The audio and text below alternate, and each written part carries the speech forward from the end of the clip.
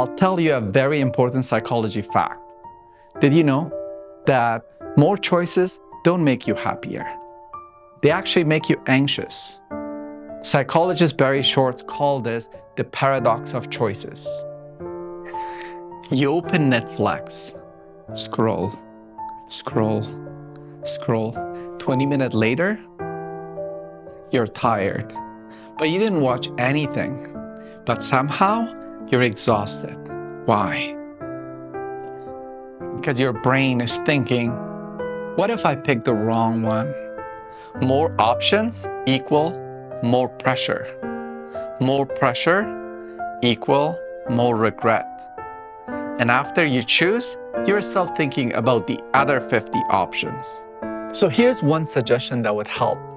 Limit your choices. Pick from 3. Set a timer and commit.